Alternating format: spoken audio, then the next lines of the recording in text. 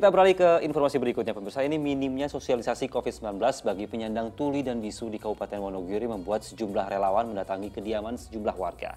Nah, mereka ini memberikan edukasi dan informasi mengenai protokol kesehatan COVID-19. Kita lihat bersama. Berkomunikasi dengan bahasa isyarat. Itulah cara yang dilakukan para relawan ini untuk mengedukasi materi COVID-19 kepada warga penyandang tuli dan bisu di Wonogiri, Jawa Tengah. Komunikasi jemput bola ini dilakukan agar para penyandang tuli dan bisu bisa mendapatkan fakta dan informasi tentang protokol kesehatan pencegahan COVID-19. Untuk melakukan hal ini, para relawan pun tetap menjaga protokol kesehatan agar penularan virus tak terjadi. Diharapkan lewat sosialisasi ini, para penyandang tuli dan bisu paham tentang bahaya COVID-19 yang juga bisa mengancam mereka. Yang bisa dikatakan cukup diskriminatif terhadap teman-teman difabel, dan itu menyebabkan akses komunikasi informasi untuk teman-teman difabel itu juga sangat kurang. Nah, karena faktor tersebut akhirnya harus ada orang-orang atau pihak yang setidaknya harus mau merangkul dan mau istilahnya melakukan gerakan untuk merangkul teman-teman terkait dengan upaya pemenuhan kebutuhan mereka. Salah satunya terkait dengan akses informasi komunikasi mengenai COVID itu sendiri. Dalam aksi kali ini, para relawan juga membagikan masker gratis untuk warga. Heri Prasetyo melaporkan dari Wonogiri, Jawa Tengah. Masya Allah, gerakan kebaikan relawan ini memang patut diberikan apresiasi ya Ustaz ya. Ustaz, saya ingin tahu pandangan Ustaz tentang aksi para relawan ini. Ya tentu ya, kita mesti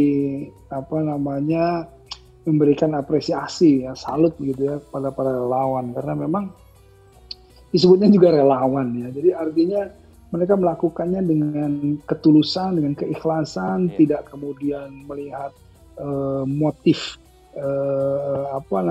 materi di awal gitu. Mereka betul-betul ikhlas ya. Jadi intinya kita itu perlu mengapresiasi, mengacungi jempol ada sekelompok orang yang kemudian peduli terhadap sesamanya. Nah, ini menjadi satu contoh yang kemudian insya Allah bisa menginspirasi daerah-daerah yang lain, teman-temannya yang lain ya, yang kemudian bisa melakukan hal yang sama. Ya beginilah sebetulnya yang mesti disiarkan, yang kemudian menjadikan spirit fastabiqul khairat ya. Jadi semangat bagaimana berlomba dalam kebaikan. Wah, ini di daerah sini sudah melakukan ini, ayo kita sama-sama yuk.